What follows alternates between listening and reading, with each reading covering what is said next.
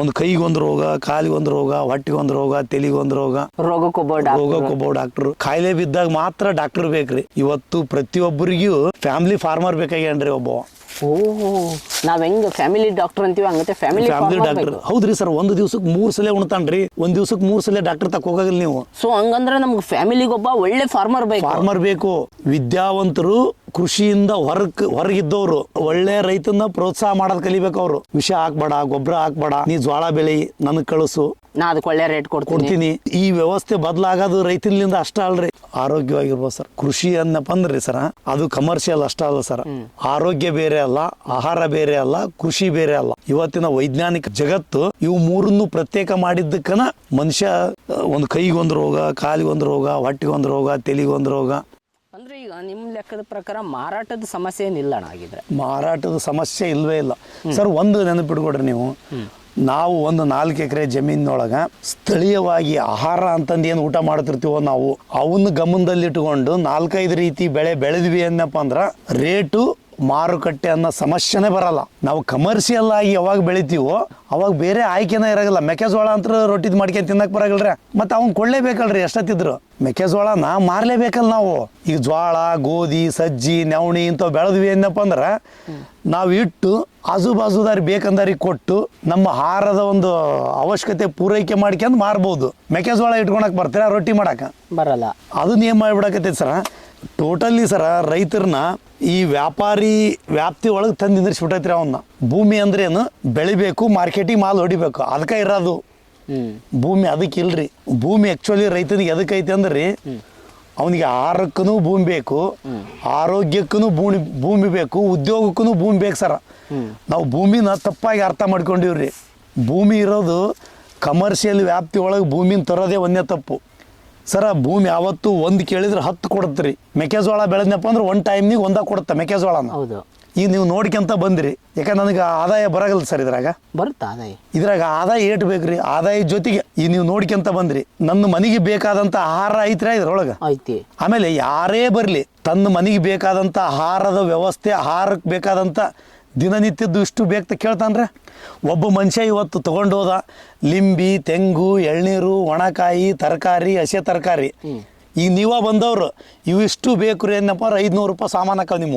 ಹೌದು ಆಗ್ತಾವ್ರಿ ಸರ್. ಮತ್ತೆ ರೊಕ್ಕ ಅಲ್ಲನ್ರಿ ಮಾರ್ಕೆಟ್ಗೆ ಎಲ್ಲಿ ಒಯ್ತೀರಿ ಅಣ್ಣ? ಶಂತಿ ಸರ, ತಳಕಲ್ಲ ಶಂತಿ ಆಗತ್ರಿ. ಶಂತಿಗೆ ಹೋಗ್ತೀನಿ. ಆಮೇಲೆ ಈಗ ಗುರುವಾರಕ್ಕೊಮ್ಮೆ ಒಂದು ಚೀಲ ತುಂಬಿಟ್ಕೊಂಡ್ಬಿಡ್ತೀನಿ ರೀ. ಇಲ್ಲಿ ನಾನ್ ವೆಜ್ ಅಂಗಡಿನೂ ಭಾಳ ಅದಾವ್ರಿ, ಡಾಬಾ ಅದಾವ್ರಿ, ತರಕಾರಿ ಅಂಗಡಿ ಅದಾವು. ಆಮೇಲೆ ಸೋಮವಾರ ತರಕಾರಿ ಮಾರೋರು. ಆಮೇಲೆ ಅಮಾಸಿ ಆಗತ್ರಿ ಇಲ್ಲಿ ದರ್ಗಾ ತಕ. ಅಮಾಸಿ ದಿವಸ ಒಂದು ಸರ್ ನನಗೆ ಒಂದೊಂದು ಟೈಮ್ನಾಗ ಸರ ಪೂರೈಕೆ ಮಾಡೋಕ್ಕಾಗಲ್ಲ. ನೀವು ಇದು ಬಿದ್ದಿದ್ದ ಲೆಕ್ಕ ಹಾಕ್ತೀರಿ. ಬಿದ್ದಿದ್ದು ಏನೋ ಒಂದೊಂದು ಟೈಮ್ ತಂಡ ಹೆಚ್ಚಾಗಿ ವಾತಾವರಣದ ವೇರಿಯೇಷನ್ ಆಗಿ ಈ ಥರ ಬೆಳಿತವ್ರಿ. ನನಗೆ ಯಾವತ್ತೂ ನಿರಂತರವಾಗಿ ಮಾಲ್ ಸಾಲ್ಟೇಜೇ ಇರುತ್ತೆ. ಹೌದಾ? ನಾನು ನಿಮ್ಗೆ ಹೇಳ್ಬೇಕಂದ್ರಿ, ನೀವು ಬೇಕಾದ್ರೆ ನಾಳೆ ಸೋಮವಾರ ಬರ್ರಿ, ನಾನು ಸ್ವಲ್ಪ ರೇಟ್ ಕಡಿಮೆ ಮಾಡಿಬಿಟ್ಟಿವನಪ್ಪ 1.5 ಚೀಲ ಎಲ್ಲಿ ಹೋದು ಅನ್ನೋದಾಗ ಗೊತ್ತಾಗಲ್ಲ ಅಂತ. ಬಾಜು ಯಾರ 2 ರೂಪಾಯಿ ಹಚ್ಚಿದ ನಾ 1.5 ರೂಪಾಯಿ ಹಚ್ಚಿಬಿಟ್ಟೆ ಅಂದ್ರೆ ನಾನು ಎತ್ಲಾಗ ಹೋದು ಅನ್ನೋದಾಗ ಗೊತ್ತಾಗಲ್ಲ ಅಂತ.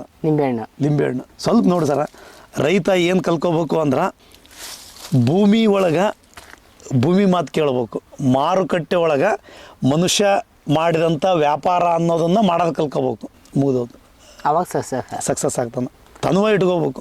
ಭೂಮಿ ಮಾತು ಕೇಳ್ಬೇಕು ಅಂದ್ರೇನು, ಬೀಜ ಅವನವ, ಗೊಬ್ಬರ ಅವಂದ, ಎಣ್ಣೆ ಅವಂದ, ಔಷಧ ಅವಂದ.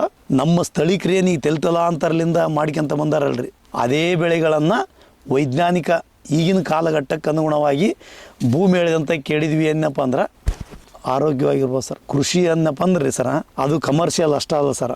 ಆರೋಗ್ಯ ಬೇರೆ ಅಲ್ಲ, ಆಹಾರ ಬೇರೆ ಅಲ್ಲ, ಕೃಷಿ ಬೇರೆ ಅಲ್ಲ. ಇವತ್ತಿನ ವೈಜ್ಞಾನಿಕ ಜಗತ್ತು ಇವು ಮೂರನ್ನು ಪ್ರತ್ಯೇಕ ಮಾಡಿದ್ದಕ್ಕನ ಮನುಷ್ಯ ಒಂದು ಕೈಗೊಂದು ರೋಗ, ಕಾಲಿಗೊಂದು ರೋಗ, ಹೊಟ್ಟಿಗೊಂದು ರೋಗ, ತಲೆಗೊಂದು ರೋಗ, ರೋಗಕ್ಕೊಬ್ಬ ಡಾಕ್ಟ್ರು.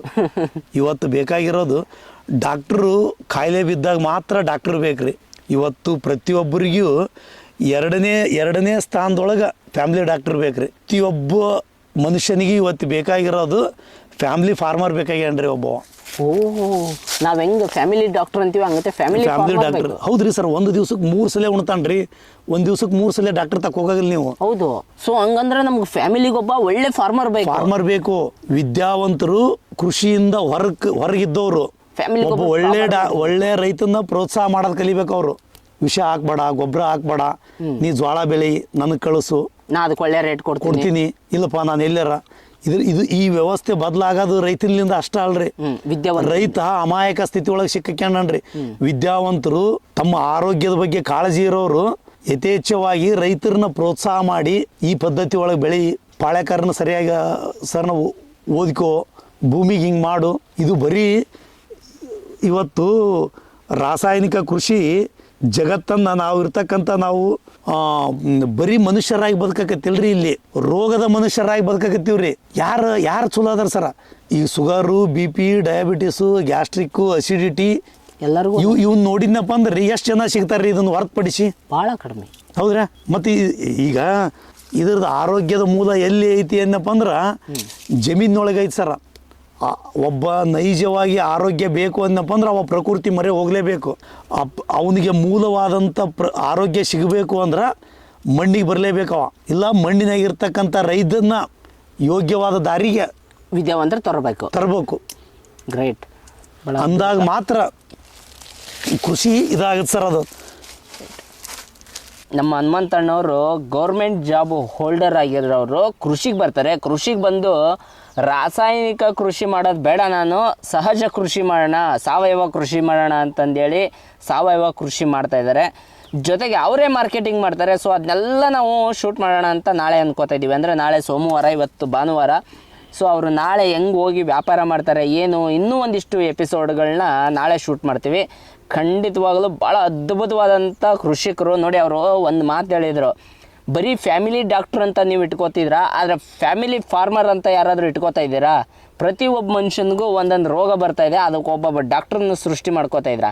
ಆದರೆ ಒಂದು ಒಳ್ಳೆಯ ಫಾರ್ಮರ್ನ ನೀವು ನಿಮ್ಮ ಫ್ಯಾಮಿಲಿಗೋಸ್ಕರ ಇಂಥದ್ದು ಒಳ್ಳೇದು ಬೆಳೆ ನಮಗೆ ಕೊಡಪ್ಪ, ಅದಕ್ಕೆ ನಾವು ಒಳ್ಳೆ ರೇಟ್ ಕೊಡ್ತಾ ಇದ್ದೀರಾ ಅಂತ ಒಂದು ಭಾಳ ಅದ್ಭುತವಾದಂಥ ಪ್ರಶ್ನೆ ಕೇಳಿದರು. ಇದನ್ನೆಲ್ಲರೂ ನಾವು ನಮ್ಮ ಆತ್ಮಸಾಕ್ಷಿ ಕೇಳಬೇಕಾಗಿದೆ ಈಗ. ಸೊ ಇಂಥ ಅದ್ಭುತವಾದಂಥ ಇನ್ನೂ ಹೆಚ್ಚಿನ ವಿಷಯಗಳನ್ನ ಮುಂದಿನ ಎಪಿಸೋಡಲ್ಲಿ ಮಾತಾಡೋಣ ಅಂತ ಹೇಳ್ತಾ ಈ ಎಪಿಸೋಡನ್ನ ಇಲ್ಲಿಗೆ ಮುಗಿಸ್ತಾ ಇದ್ದೀವಿ. ಮತ್ತೆ ಮುಂದಿನ ಎಪಿಸೋಡಲ್ಲಿ ಸಿಗೋಣ. ಈ ವಿಡಿಯೋ ನಿಮ್ಗೆ ಏನಾದರೂ ಇಷ್ಟ ಆಗಿತ್ತಂದರೆ ದಯವಿಟ್ಟು ಒಂದು ಲೈಕು, ಶೇರು, ಕಮೆಂಟು ಮಾಡೋದು ಮಾತ್ರ ಚಾನಲ್ನ ಸಬ್ಸ್ಕ್ರೈಬ್ ಮಾಡಿಟ್ಕೊಳ್ಳಿ, ಬೆಲ್ ಐಕಾನ್ನ ಪ್ರೆಸ್ ಮಾಡಿ. ಮತ್ತು ಅದ್ಭುತವಾದಂಥ ಕೃಷಿಯ ವಿಷಯದ ಜೊತೆಗೆ ನಿಮಗೆ ನಾನು ಸಿಗ್ತೀನಿ.